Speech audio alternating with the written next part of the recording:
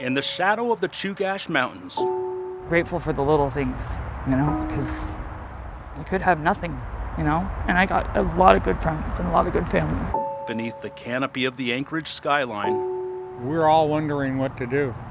Lies another city. Yeah, I've been in a tent for 2 years. A place where people are beaten down by rain and desperation.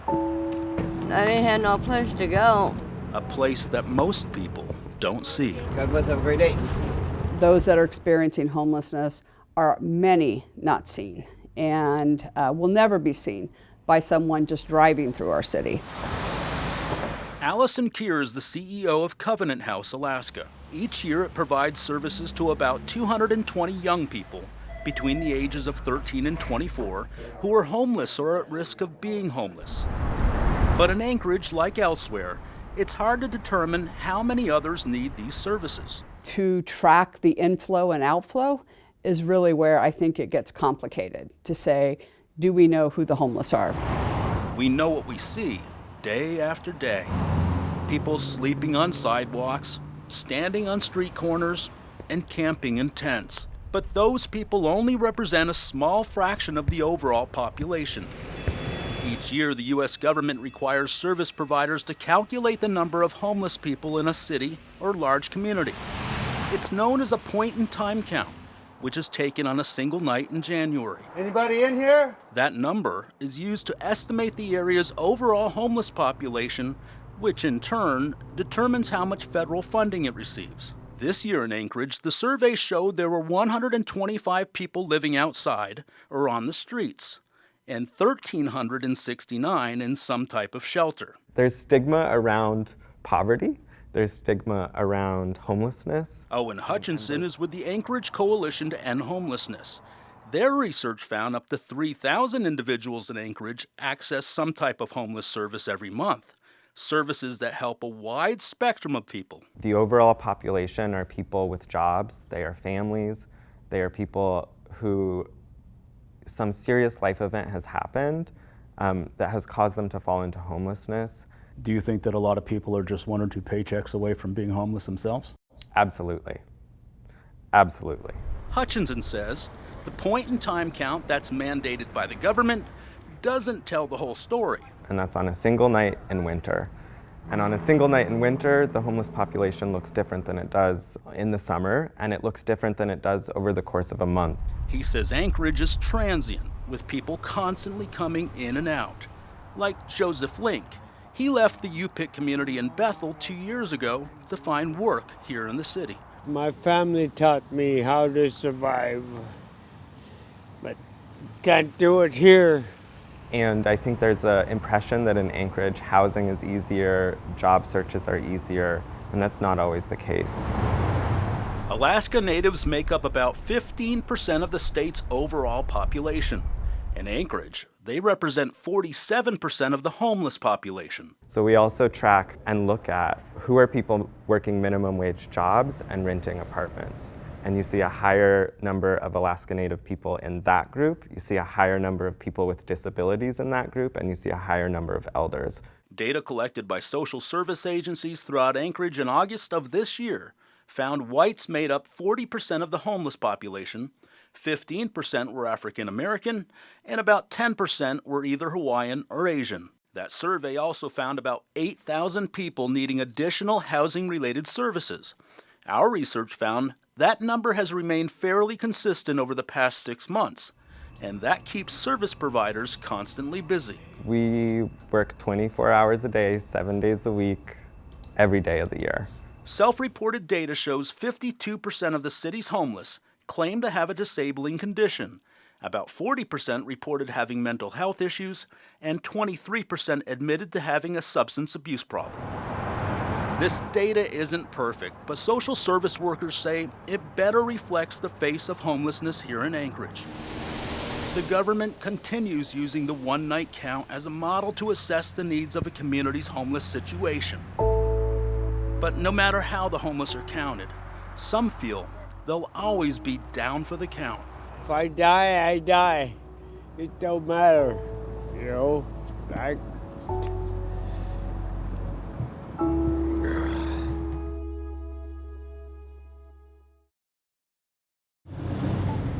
Okay, what you need? Will you help me What? with my life? With your life? Yes. For years, the cold streets of Anchorage have been the only home Derek Angie has known. I think I have mental illness. I think that's it. I've developed mental illness. Angie is one of many. You all right? Safety ambassadors with the Anchorage Downtown Partnership work with people like Angie while helping to clean up the streets. A lot of blankets be thrown away out here. Every single day. Yep, every time they get up. You find needles and stuff? Needles, broken pipes, tin foil, all kind of stuff out here. And the ambassadors are here every morning before businesses open. It's 7 o'clock. We waking everybody up. You all right? Anchorage Downtown Partnership. You okay? Why don't you just leave me the alone? You're in front of the door here. We gotta, you know what I'm saying? We gotta get you. Why don't you just leave me the alone, dude? Even when it's freezing outside, things sometimes get heated. What the you mother want up? Hey. What? Hey, you all right under there? Yeah. Okay, just checking on you. Just checking on you. Make sure you're okay. What the is wrong with you, mother? We had trouble out of him before. He punched the person. He knocked the other guy's glasses off. It's not something that we as a community should accept, that type of behavior. Alan Kemplin has had enough. He's the president of Fairview Community Council, the area where Sullivan Arena is located. It's home to the city's main winter emergency shelter. Kemplin says the homeless situation in Fairview is out of control. See them roaming around the neighborhoods, in people's backyards. You got anything loose, it's gone. People, they forgot to lock the doors. And, someone's in their house and they turn around and say, what's that sound? And there's somebody, a stranger. Kemplin says Fairview residents have borne the burden long enough and feels the responsibility of sheltering people should be shared by other Anchorage communities. The frustration from the neighbors is that why? Why are we doing this to ourselves? According to Kemplin, people in Sullivan Arena are not the problem. It's the ones who leave or refuse to go in the first place. Mayor Dave Bronson agrees. 20 to 40% of the people that are living outdoors will not, and I'm being told by the experts it's closer to the 40%, will not go indoors for various reasons. One of the big ones is when you go indoors, then you start losing access to drugs and alcohol. Bronson supports helping those who want to help themselves. And how do you help some? I can't arrest people and put them in an apartment somewhere. I don't want to. But Kemplin does. As a military vet, he feels we should allow people 3 strikes, and if they can't behave themselves, they're out. In my mind, we'd set up a kind of like a civic boot camp out in the Cluton area. That boot camp would house homeless people who don't conform to society's norms. And say, hey, look, you can stay out here and really as long as you want, right?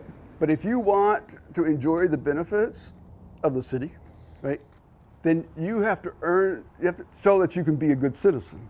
The more we focus on punishing and criminalizing, just moving people, the further we are from the goal of actually resolving the problem. Assemblymember Chris Constant offers a different solution. There is an answer to the issue of homelessness. It's housing. I'm gonna have my boss come down here and talk to you, and we'll see what he can do for you. He knows a lot of resources. But for people like Derek Angie, the answers may never come. I don't know. I'm struggling to. Homelessness is a struggle. For Alaska's News Source, I'm Mike Mason. What's it like sleeping out here? I survive or don't survive. As a new day begins in Anchorage, a sleepy town wakes up. It's 8 degrees. It's a cold that's hard to escape. Well, how long have you been sleeping outside for? 10 years. 10 years of this. Gil Jacko wants a cigarette. Oh, gross, but no cigarette. Jacko says these dumpsters behind an apartment complex are some of the best in town. Sometimes there's nothing. Anything worth it in there? Not really. I'm just looking for a cigarette, though. Other times he's lucky. Candles, a very good This is a cold world with high stakes where even friends are not always loyal. He ungratefully stole my M&Ms the last time I saw him. So you took his book? No, he left it there. He left it? Oh. Yeah. We met Jacko on 15th Avenue, and he took us to visit homeless camps. He told us how he survived living outside all these years. Nice to have a mat when you're on a cold concrete. Yeah. At first he was friendly. The more we talked, he got sadder. You gotta get off the streets. Not everyone survives this life. Police don't say outdoor deaths are homeless people, but the ones who've died outside have been found in parks, off trails, and in camps. Yeah, nice to meet you. Everyone we spoke with who told us they were homeless say they either know someone who has died living outside, or they have come close to death themselves. It's very, very cold, and you get hungry and thirsty, and it's not a good place to be. Some people get frostbite, some people don't survive. Sometimes it's kind of tough, but you just get used to it. According to Anchorage police, more people have died outside this year than past years. In 2020, there were 20 deaths. In 2021, 19. This year, the number is higher, and those numbers only count those found outside, not those who make it to a medical facility or people who may die in a shelter from cold weather-related problems. These deaths are listed as not criminal in nature or nothing suspicious was found. The one connection being found dead outside. One person that I knew, I can't remember her name, but she passed away a long time ago. There are a lot of reasons people are homeless in Anchorage. The Anchorage Coalition to End Homelessness says up to 3,000 people in Anchorage use some type of homeless service every month. David Rittenberg of Brother Francis Shelter says the first step must be getting people into emergency shelter. Well, I think before someone can start thinking about housing, and before someone can start thinking about updating their resume, and before someone can start thinking about finding income and a job, they need to know that they're safe. They need to know where their next meal is coming from. They need to know that they have a warm, safe place to stay at that night. But many aren't going. Walk around and look for cardboard. To be honest, that's better than sleeping in a house.